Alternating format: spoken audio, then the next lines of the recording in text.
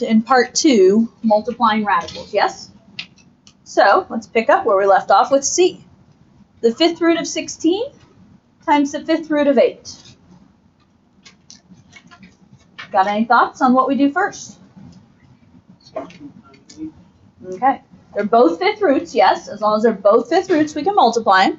So we're going to multiply, and we're going to get the 5th root of, what is 16 times 8? 128, yes? And again, I would suggest having a calculator by your side as we go through this stuff. Okay. Okay. 5th root of 128. Is it a perfect 5th root? No. It is not, is it? You do that on your calculator, you're going to get a decimal. Okay. What's plan B?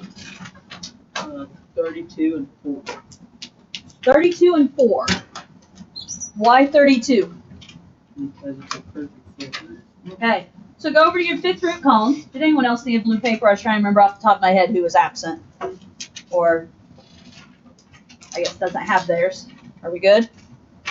Okay. So, 5th root of 128. 128 is not on my list, is it? But, does 128 divide by 32 here? And it does. So, we're going to break this up into the 5th root of 32. And then 4 is my leftover piece there, right?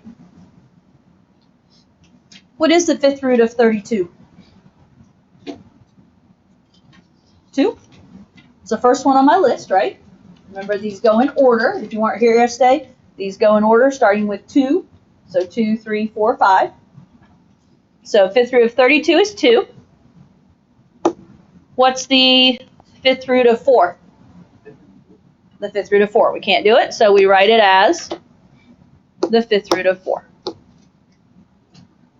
Okay, so radicals, as long as they are the same type of radical, in this case it was 5th root and 5th root, multiply them is my suggestion, and then work to simplify them. Okay? Okay, D. We have the 6th root of 8x times the cube root of 2x.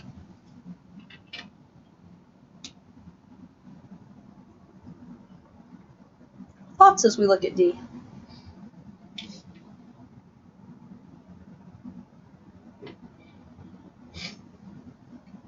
What's different?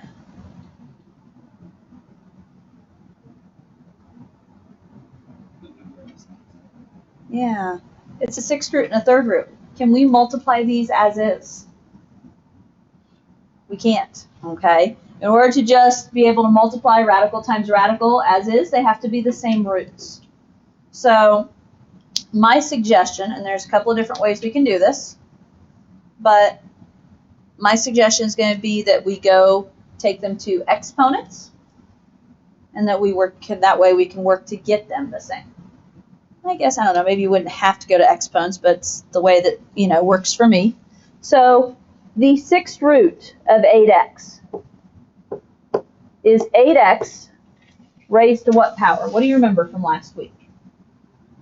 The 6th root would be a power of, where's this index of 6 go in my power? It's in the denominator, 1/6. So this is 8x to the 1/6. What about 2x? It's the cube root of 2x, so it's 2x to the what? 1/3. Okay, this is what we learned last week, going back and forth between powers. Now, the bases aren't the same, so it's not like I can just add the exponents, but we can work to get the same denominator on the exponent. If we have the same denominator on the exponent, they'll have the same root. What would be a common denominator between a 6th and a 3rd? A 6. So I'm going to keep 8x to the 1/6, and then 2x to the, what is 1/3 with a denominator of 6? 2/6. Okay. Now the advantage of what we've just done is they are both 6th roots. And so again, I cannot just multiply and add the exponents because the bases are not the same. But what I can do is I can go back into radicals. So I can go back and say that this is the 6th root of 8x. And then what about this 2x? If it's 6 root of 2x squared. okay, so denominator is 6, so it's the 6th root. Now it's 2x. What is this square on? Officially, that square is on everything. Okay, officially that square is on everything. So I have the 6th root of 8x times the 6th root of 2x quantity squared. What have I accomplished? They're both 6 roots, so now I can multiply them, yes? So, don't know about you, but I'm running out of room. So a 6th root times a 6th root is going to be a 6th root of 8x times, what is 2x squared? 2x quantity squared is going to be 4x squared, right? I'm taking this in steps just because I'm afraid if I go all at once, I might lose somebody. What is 8x times 4x squared? Just returning the having more. Thank you very much. I assume. Yeah. Okay, 8x times 4x squared is 32 x to the third.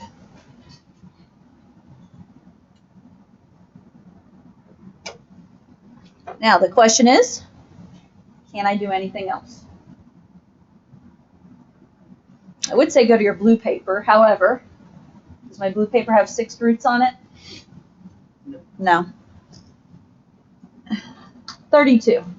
What do we already know about 32? It's a 5th root, yes? So, and it's a 5th root of 2, which means it's the smallest root it could be other than 1, but that's not 1. So, is there going to be any 6th roots in 32? No. Okay.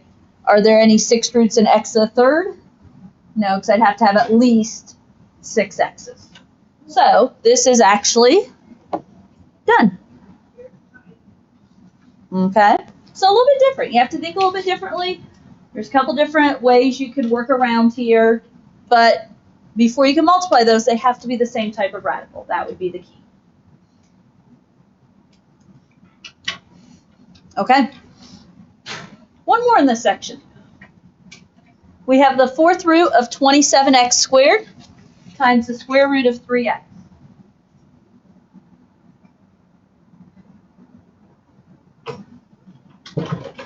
So, can I multiply them as is? No, I have a 4th root and a square root. Now, and if I could simplify the 4th root, I might do, or the square root, I might be able to do something, but I can't. So, take them to exponents. This is 27x squared raised to what power? To the 1/4. And this is 3x raised to what power? There's no number in there, but we know when there's no number in there, it's a square root. So that is the 1/2 power. This is coming back to us, right? Okay. I can't multiply them as is because my bases aren't the same. So I can't just say keep the base the same and add the exponents. I can't multiply the radicals because they're not like radicals. So let's make our fractions the same. What do you know about 1/4 and 1/2?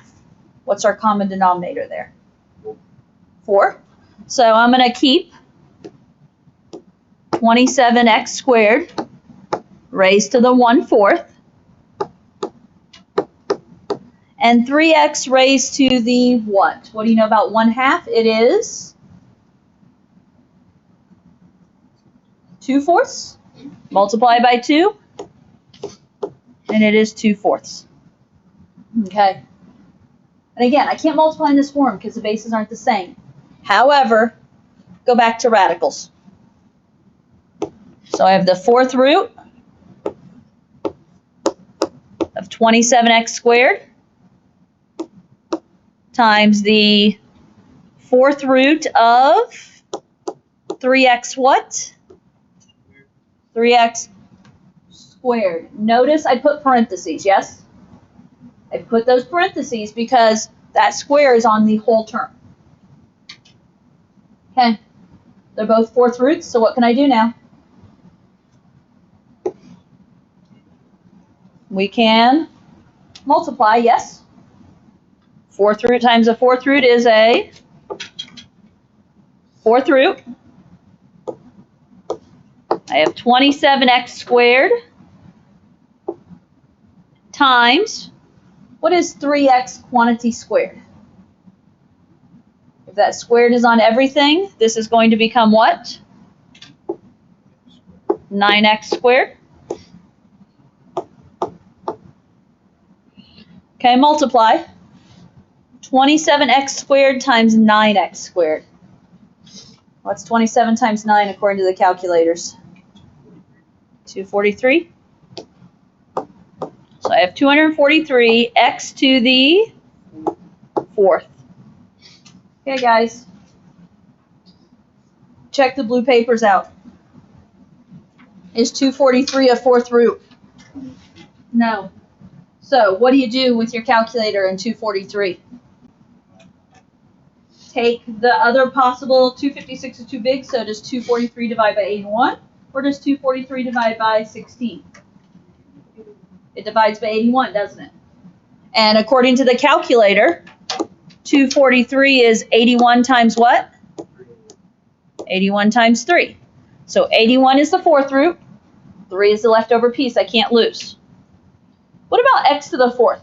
Do I need to do anything with x to the 4th? Yeah, I'll be able to take the 4th root in my next step, won't I? Since it's already divisible by 4 as is, I'm going to leave it. Okay. The 4th root of 81 is 3. The 4th root of 3 is the 4th root of 3. The 4th root of x to the 4th is x. Because what do we do with that 4? We take 4 and divide it by 4, right? So it just becomes x to the 1st. That x is going to be outside, out front. We just divide by this 4 here. So we have 3x out front times the 4th root of 3. Always be careful when typing your answer into Savas, right? I don't know if you've tried any, but it's so easy to forget and type in 3x to the 4th times the square root of 3, which will get it wrong. Okay, so be careful there. Okay. Review from yesterday, extenuation from yesterday. We've got one more piece to do, and when you turn over to the back, you'll see fractions, right? Now, we did 2 fractions on the front yesterday, E and F. And we did those fractions on the front yesterday. My suggestion that I even wrote up there was simplify the fraction first, if at all possible, right? And I warned you, it's not always going to be possible, but if you can, simplify this fraction. Like 48 divided by 3 was 16. That made life a lot easier. Okay, so now, on the back side, as you look at A, 7x over 5y. Does 7x over 5y reduce? It doesn't. Okay, I'm stuck there. However, back to our definite sum information up here, I can't leave my answer like that. Okay, there's a basic principle that no radicals are to be left in the denominator. Okay, that's your official algebra rule there, is that you can't leave radicals in the denominator. that also means you can't leave a fraction under the radical, because I could rewrite this as the square root of 7x over the square root of 5y, but guess what? I still have a radical in the denominator, okay? We can't have that. So to eliminate radicals in the denominator, we use a process called rationalizing the denominator. You did this back in Algebra 1 a little bit. Again, whether you remember it, whole nother story. So, find the reduced radical form of each expression by rationalizing the denominator when necessary. Okay. As this is, square root of 7x over 5y. 7x, I don't really care about. I can have a 7x in a square root in the top, in the numerator. My problem is the denominator. I can't have a square root of 5y in the denominator. So, when we rationalize, what we're going to do is we're going to multiply by something that will make me have a perfect square in the denominator. If we currently have 5y, square root of 5y, what can I multiply 5y by that's going to make it a perfect square? Can you multiply it by itself? Yeah. And so when you just have a single term, it's not the only way, but general rule of thumb is if we want this to be a perfect square, I'm going to multiply by square root of 5y in the denominator. If I multiply the denominator by square root of 5y, guess what? We've got to multiply the numerator by square root of 5y. So what we're going to be doing on this problem is we're going to be multiplying the numerator and denominator by square root of 5y. Okay?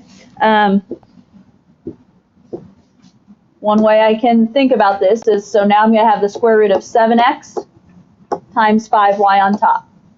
On bottom, it's going to be square root of 5y times 5y. Those are the pieces that we're looking at.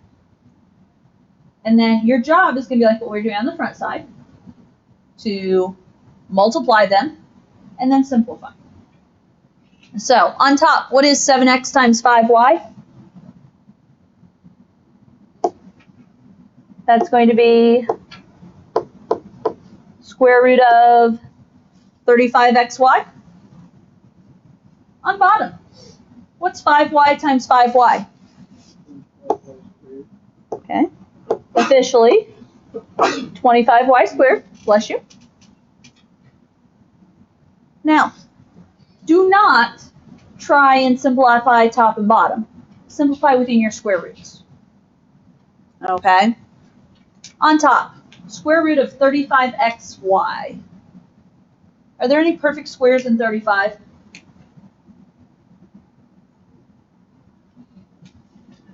$35 is 5 times 7 in my brain. There's no other option, is there? 35 does not divide by 25, 16, 9, or 4. So that's going to stay.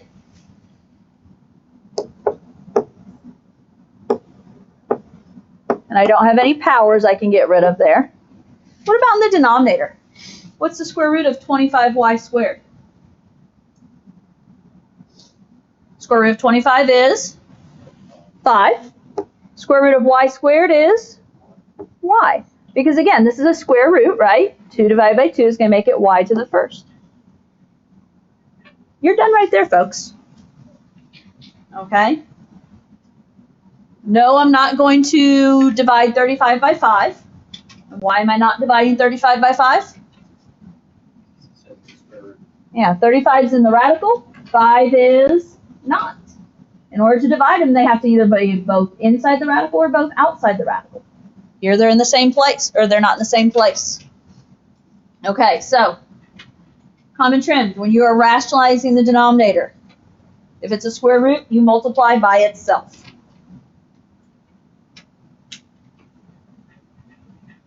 Okay.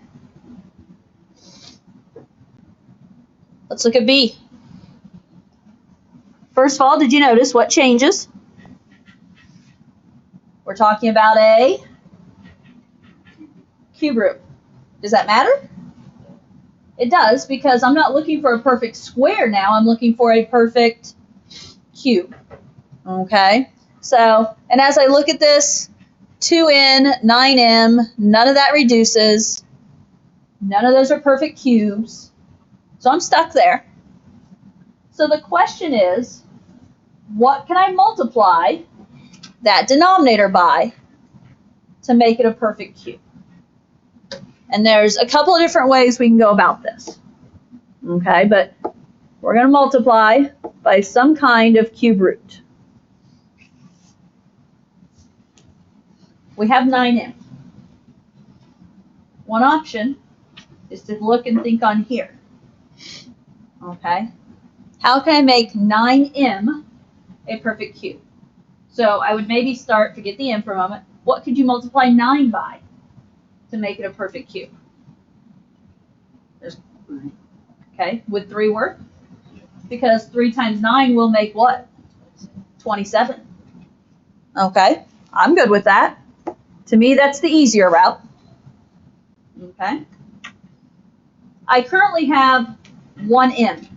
How many m's does it take to make a perfect cube? 3. How many more do I need? 2. So I'm going to multiply by m to the second.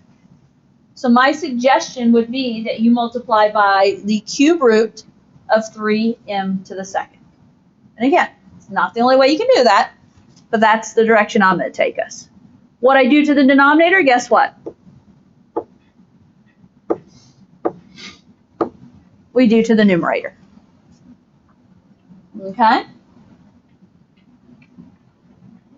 So, multiply and see what you have.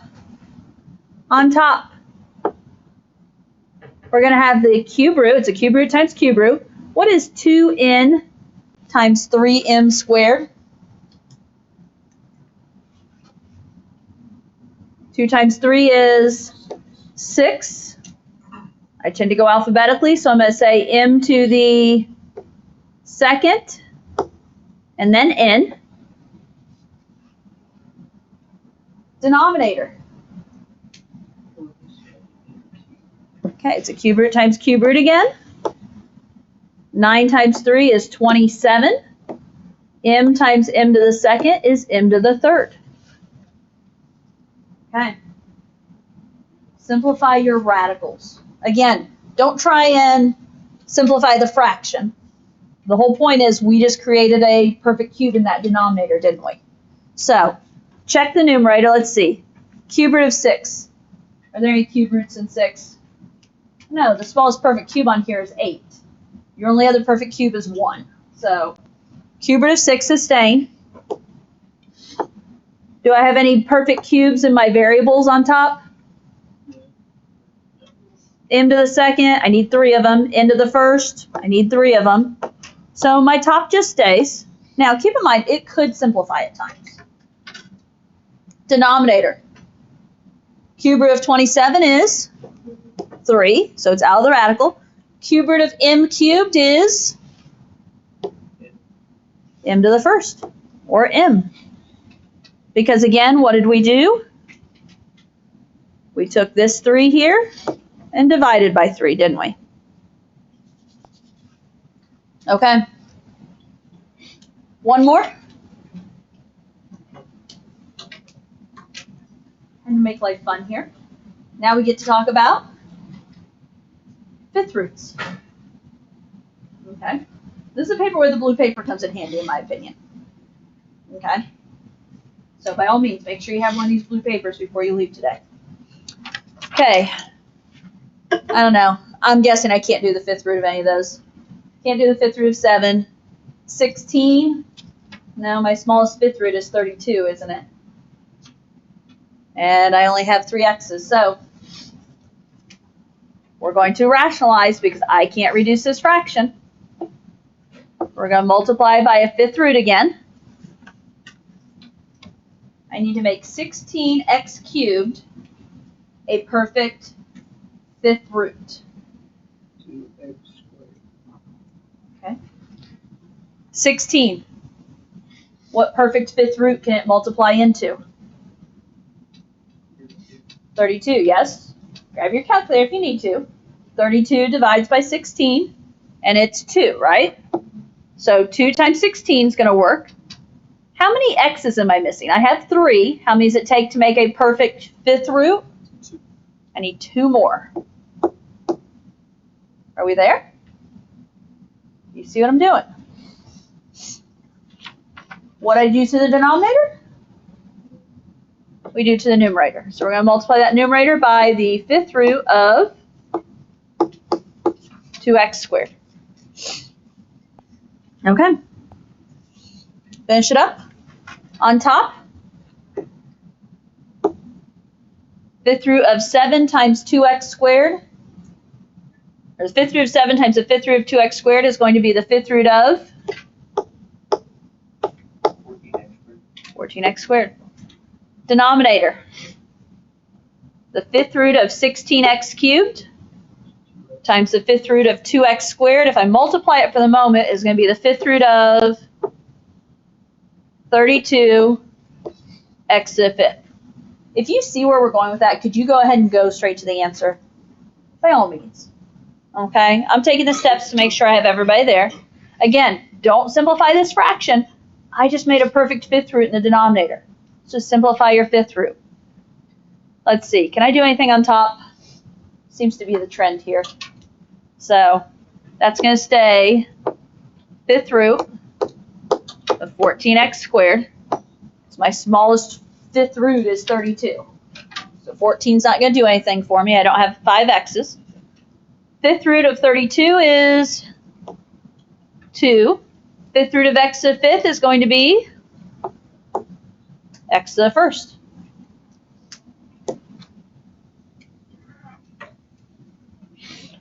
Why am I not dividing 14 and 2, or x and x? One's in the radical, one is not. Okay, guys. Your homework to finish up is lesson 5-2, part 2. Okay, it's out there in Savas, available. We have 4 minutes. So, would have been a good day. You would have had a little bit of work time on a regular day, but instead you guys get extra sleep. So it's all good, right?